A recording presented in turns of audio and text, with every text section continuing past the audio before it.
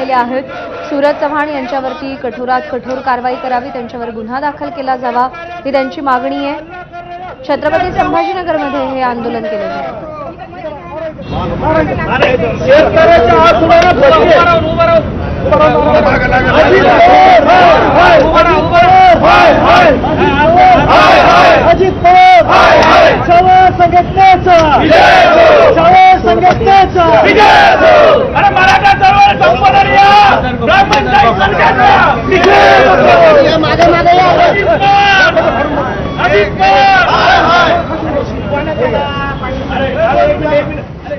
कृष्णा केंडे आपले प्रतिनिधी सध्या आपल्या सोबत आहेत।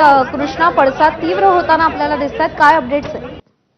मराठवाड्याच्या वेगवेगळ्या भागामध्ये सकाळपासूनच छावा संघटनेच्या वतीनं आंदोलन करण्यात येत आहे। नांदेडमध्ये आंदोलन झालं, तिथं बॅनर फाडण्यात आले।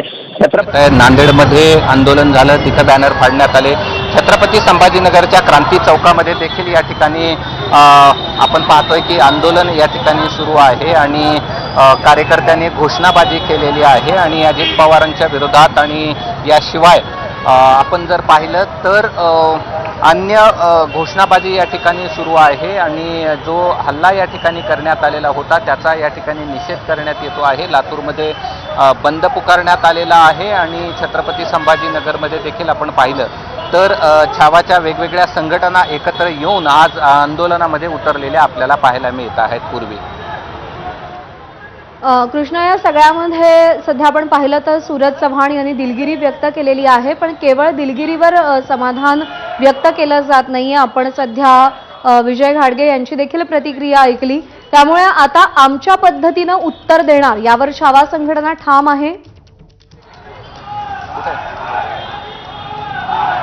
नाही, निश्चित छावा संघटना अजून देखील ठाम आहे आणि आपण जर पाहिलं तर आंदोलन या ठिकाणी केलं जात आहे आणि त्यांचं म्हणणं आहे की नुसती माफी मागून चालणार नाही, पण जी कृती केलेली आहे ती या ठिकाणी निश्चितच वाईट आहे आणि प्रत्येकाने आपल्या म्हणजे आपण पाहिलं तर मनगटावरती काळ्या फिती देखील या ठिकाणी बांधलेल्या आहेत आणि या ठिकाणी जोरदार आंदोलन केलं जात आहे आणि आपण पाहिलं तर काही कार्यकर्ते या ठिकाणी त्या ह्याच्यावरती चढलेले आहेत।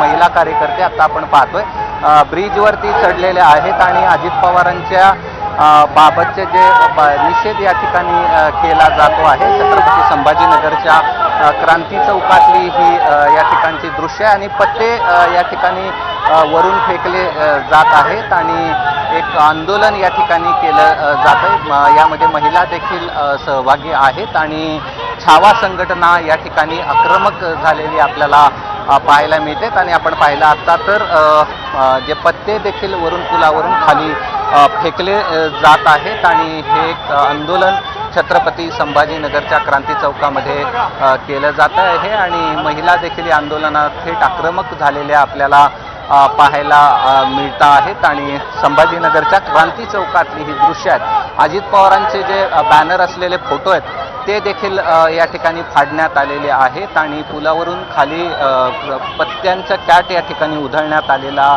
आपल्याला पाहायला मिळतोय आणि संभाजीनगरमध्ये अशा पद्धतीचं आंदोलन या ठिकाणी सुरू आहे। पूर्वी कृष्णा, धन्यवाद दिलेल्या या सगळ्या सविस्तर माहितीसाठी। पण या सगळ्यामध्ये आणखी एक महत्त्वाचा प्रश्न असा आहे की राष्ट्रवादीचे प्रदेश